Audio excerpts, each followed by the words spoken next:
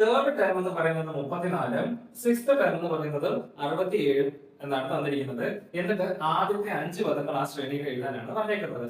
So ഇത് കണ്ടുപിടിക്കാൻ വേണ്ടി നമുക്ക് ആകപ്പാടെ വേണ്ടത് എന്താണ്? നമ്മുടെ കോമൺ ഡിഫറൻസ് മാത്രമാണ് ഇതിനകത്ത് വേണ്ടത്. സോ കോമൺ ഡിഫറൻസ് കാണുന്നതിന് വേണ്ടി പൊസിഷൻ, ഇത് നമ്മുടെ തേർഡ് പൊസിഷനിലും ഇത് നമ്മുടെ സിക്സ്ത് പൊസിഷനിലും ഉള്ളതാണ്.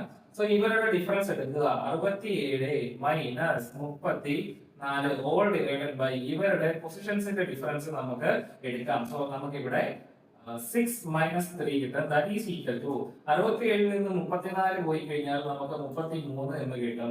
6 നിന്ന് 3 പോയിട്ടുണ്ടെങ്കിൽ നമുക്ക് 3 കിട്ടും. സോ ഇവിടെ കോമൺ ഡിഫറൻസ് എന്ന് പറയുന്നത് 11 ആണ്. ഇനി കോമൺ ഡിഫറൻസ് 11 ആണെങ്കിൽ നമ്മൾ അത് റൈറ്റിലോട്ട് ആഡ് ചെയ്യുകയും ലെഫ്റ്റിലോട്ട് അത് മൈനസ് ചെയ്യുകയും ചെയ്യണം. 34 പ്ലസ് 11 നമുക്ക് എന്ത് കിട്ടും? 45. 45 പ്ലസ് 11 നമുക്ക് എന്ത് കിട്ടും? 56. ഇങ്ങോട്ട് കൂട്ടിയെങ്കിൽ നമ്മൾ ഇങ്ങോട്ട് കോമൺ ഡിഫറൻസ് കുറയ്ക്കണം. 34 നിന്നും 11 പോയിട്ടുണ്ടെങ്കിൽ നമുക്ക് 23 കിട്ടും. 23 നിന്നും 11 പോയിട്ടുണ്ടെങ്കിൽ നമുക്ക് എന്ത് കിട്ടും? 12 കിട്ടും. സോ അവർ ആൻസർ ഈസ് 12, 23, 34, 45 and 56. നമുക്ക് ആൻസർ സത്യം പറഞ്ഞാൽ ഇവിടെ വരെ മതി. ബട്ട് ക്വസ്റ്റ്യൻ എഴുതാൻ എളുപ്പത്തിന് വേണ്ടിയാണ് നമ്മൾ അവിടെയും കൂടെ ആഡ് ചെയ്ത് വെച്ചിട്ടുള്ളത്.